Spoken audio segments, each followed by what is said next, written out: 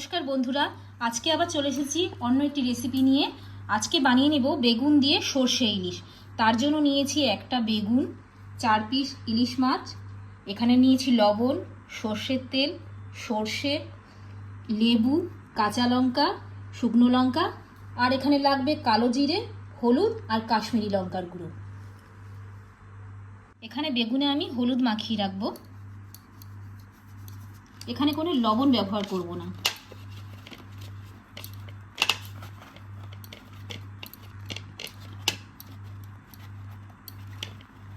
বেগুনে হলুদ মাখিয়ে রেখেছি, এখন মাছে লবণ মাখিয়ে নেব। এখানে নিয়েছি হাফ চামচ লবণ আর হলুদ গুঁড়ো, আর নেব কাশ্মীরি লঙ্কার গুঁড়ো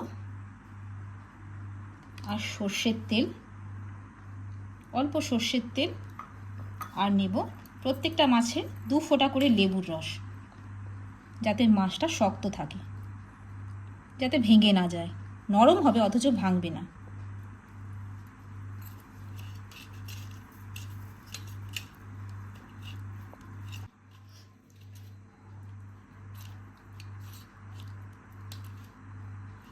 আমি এখানে মাছে হলুদ মাখিয়ে রেখেছি।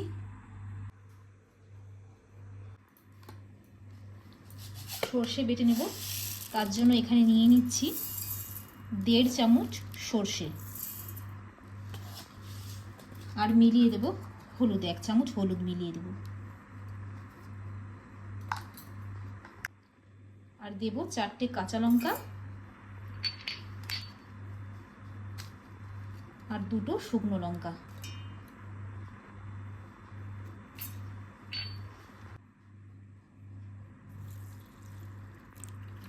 মশলাটা এখন মিহি করে বেটে নেব।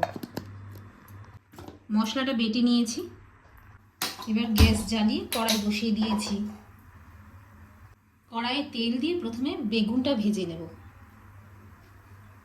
তেল গরম হয়ে গেছে, এবার বেগুনগুলো ভেজে নেব।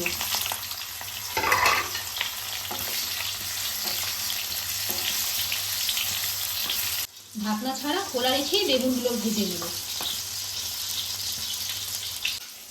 দেখুন বন্ধুরা, বেগুনগুলো ভাজা হয়ে গেছে, কিন্তু নরম হয়নি, খুব নরম হয়নি। তার কারণ আমি বেগুনে লবণ দেইনি, কিন্তু লাল লাল করে সুন্দর ভাজা হয়ে গেছে।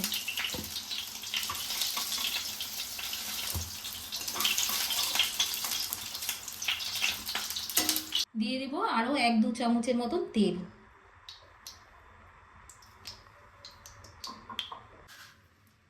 কালো জিরে দিয়ে দেব, এরপরে দিয়ে দেব সর্ষে বাটা।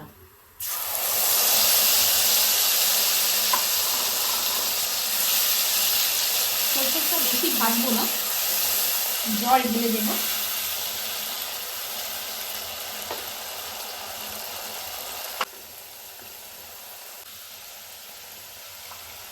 জল দিয়ে দিলাম, একটু ভাজা ভাজা হলে তারপরে আর একটু জল দেব।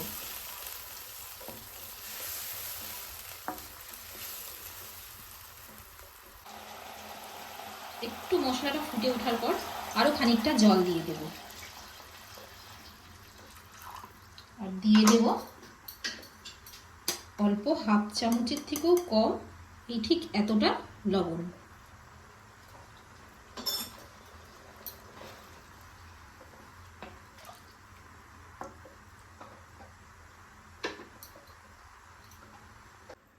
দেখুন বন্ধুরা, ঝোলটা ফুটে উঠেছে, এই সময় মাছগুলো দিয়ে দেব।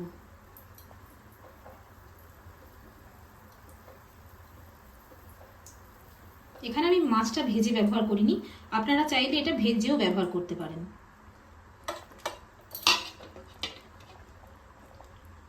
এখন গ্যাস একদম কমিয়ে ঢেকে ঢেকে আমি মাছটা সেদ্ধ করে নেব।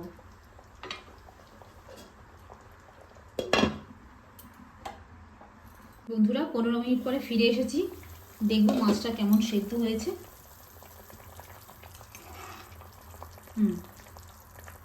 মোটামুটি সেদ্ধ হয়ে গেছে।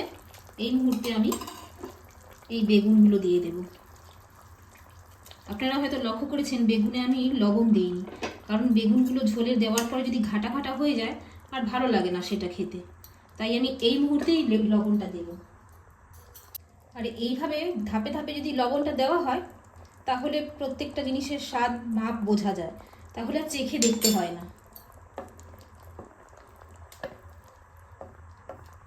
আবারও খানিকক্ষণের জন্য ঢেকে রেখে দেব। এই হয়ে গেছে আমাদের বেগুন দিয়ে ইলিশের ঝোল। উপর থেকে এবার সর্ষের তেল ছড়িয়ে দেব। বন্ধুরা, আপনারা কেমন কীরকম রান্না করেন আমাকে একটু প্লিজ কমেন্ট করে জানাবেন।